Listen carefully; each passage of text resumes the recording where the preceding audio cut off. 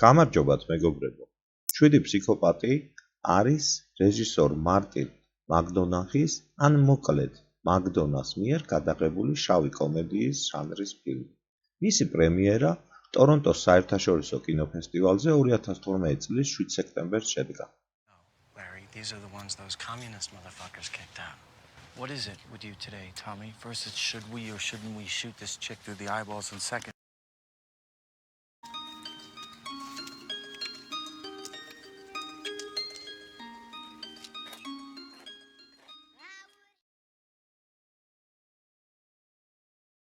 ბევრმა იჩქარა ფილმისთვის ტარანტინოს იმიტაციის დარქმევა. ფილმი სავსეა ჭორაობით, უეცარი ძალადობითა და ფერადი ბოროტმოქმედებით. ასე რომ მეგობრებო, თუ ამას უბრალოდ კიდევ ერთ კრიმინალურ ფილმად აღვიქვამთ, ჩვენ მხოლოდ შეფუთვას უყურებთ და არა მის ფეთქებად შიგთავს. პირველ რიგში ჩვენ უნდა გავიგოთ მთავარი, ეს არ არის განგსტერული ფილმი. ეს არის ფილმის სცენარისტზე, რომელიც ცდილობს განგსტერული ფილმის დაწერას. და ამას ვერ ახერხებს, რადგან ის არის ტიპიური რეფლექსიური ინტელექტუალი, რომელსაც სურს დაწეროს ღრმა ისტორია მშვიდობაზე და სიყვარულზე, მაგრამ სურს დაწეროს ეს ფსიქოპატებით. How about this? There's a serial killer going around, a major wacko. However, he ain't like your usual limp-ass serial killer type, a freckle-headed hitchhiker on a highway. No, this guy, he's... ფილმის მოქმედება გასაოცრად მარადიულია. ფილმის მოქმედების დროის ზუსტად განსაზღვრა მისი გარემოს მიხედვით პრაქტიკულად შეუძლებელია. ის შესაძლოა იყოს 10-20 წლით ადრე, ან პირიქით, გვიან გადაღებული. მობილური ტელეფონით გადაღებული სცენების ამოღების შემთხვევაში კი ჩვენ შეიძლება ვიფიქროთ სადღაც საერთოდ წინა საუკუნის 70-იან წლებზეც კი. პროექტის მთავარი ღირსება, რა თქმა უნდა, სიუჟეტია.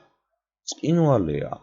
ერთი შეხედვით ერთმანეთისგან განსხვავებული ისტორიები დროში გადაფანტული და შედეგად ჩვენ მივიღეთ ჟანრისთვის უნიკალური პროდუქტი, რომელიც მოგვითხრობს ველურ, მაგრამ ამავდროულად მომხიბვლელ ისტორიას, რომელიც შეფუთულია მაღალი ხარისხის ვიზუალით. თუ კრიტიკულ ანალიზს ჩავატარებთ და მთლიანობაში მის დაშლას დაიწყებთ,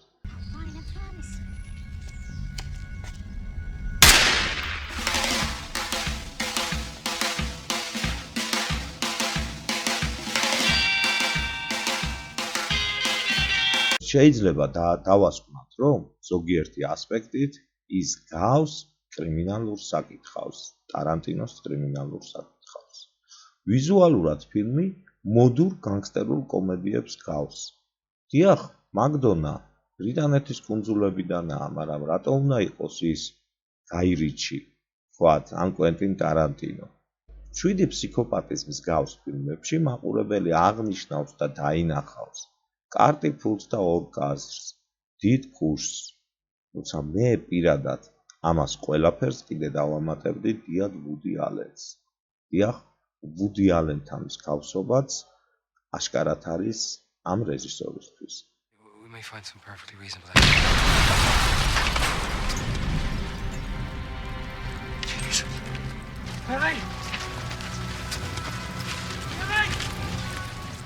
ფილმი მოგვითხრობს მარტოსული და გაუგებარი უცნაური ადამიანის ფსიქიკურ ტანჯვაზე.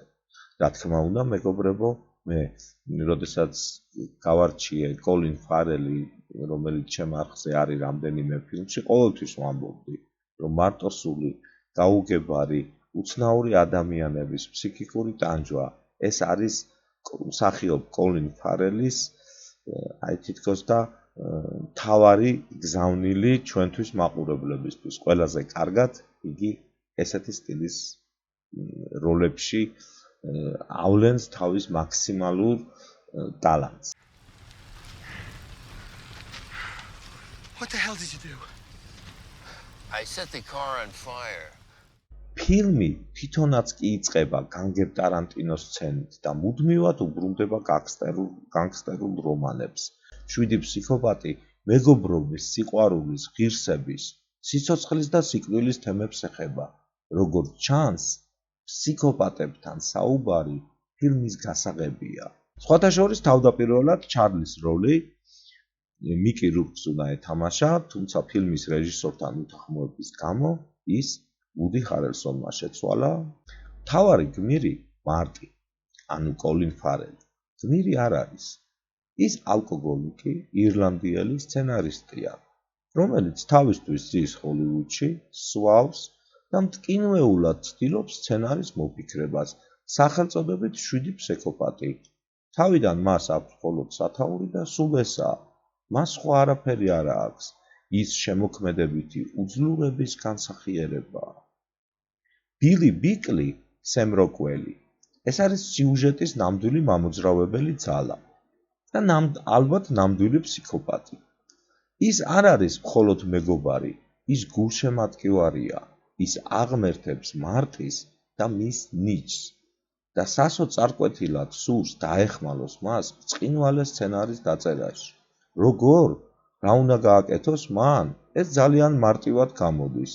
ის ქმნის სიუჟეტს რეალურ ცხოვრებაში.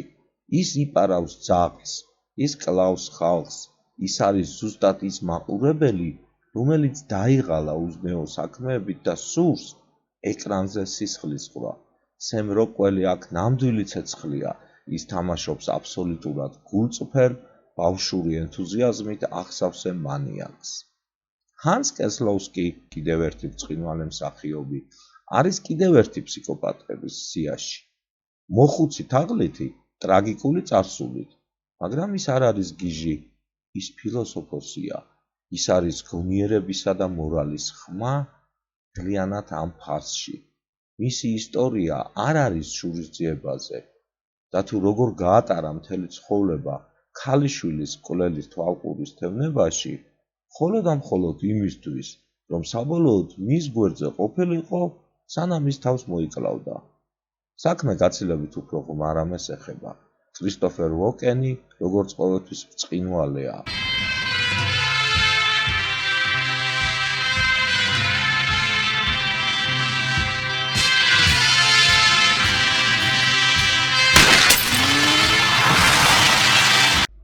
ჩარლი კოსტელო, ვუდი ჰარელსონი, კიდევ ერთი ტოპ მსახიობი, ნამდვილი განგსტერია, ნამდვილი ფსიქოპატი, მაგრამ ის არც ისე მარტივია.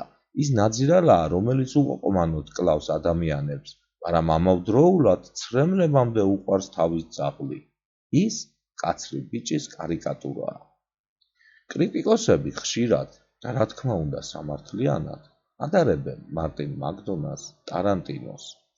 რატომღაც უგულებელ ყოფენ ჩარლი კაუფმანს, რომელთანაც ასევე მარტინს ბევრი რამ აქვს საერთო. 7 ფსიქოპატი სადღაც კრიმინალურ საკითხავს, ტარანტინოს ფილმზე გეუბნებით მეგობრებო, გაი რიჩის ცნობილ ფილმებს და ვუდი ალენის ფილმებს შორისაა თითქოს.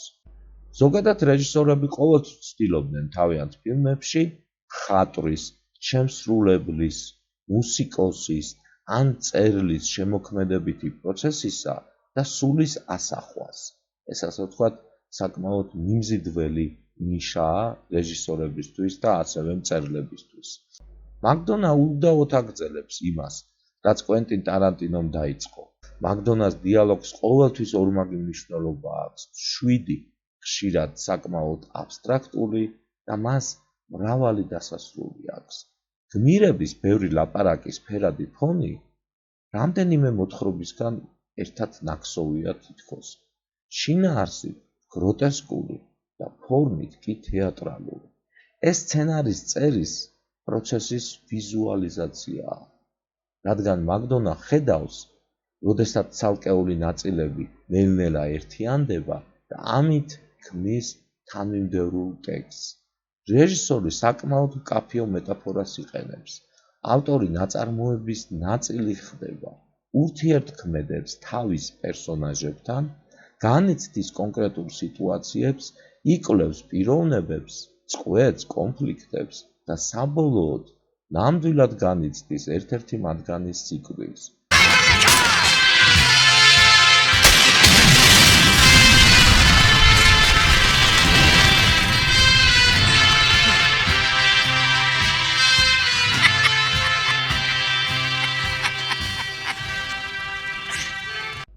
ფილმი თვითონ იწყება სიდნეიდან გამოსული წარწერით ჰოლივუდი.